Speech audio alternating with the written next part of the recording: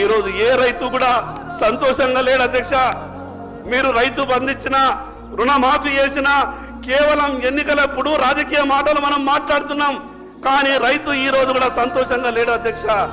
అధ్యక్ష 5 ఎకరాలు ఉన్నటువంటి రైతు తను పండించినటువంటి పంటని కుటుంబం అంతా కూడా కష్టపడ్డ తర్వాత మార్కెట్కి వెళ్ళి అమ్ముకొని సంవత్సరం తర్వాత లెక్క చూస్తే అధ్యక్ష 50,000 రూపాయలు కూడా లాభం వస్తలేదు అధ్యక్ష.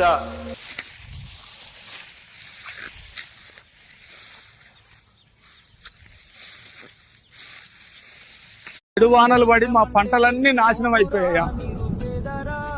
అప్పులు చేసి కష్టపడి ఈ వరి పంట పండించాం. సగా పడిన వానల వల్ల పంట నాశనమైంది. ఇప్పుడు ఏం చేయాలో నాకు అర్థం కావట్లేదు. రైతు ఇంకెప్పుడు బాగుపడతాడో తెలియదు. Download ShareChat.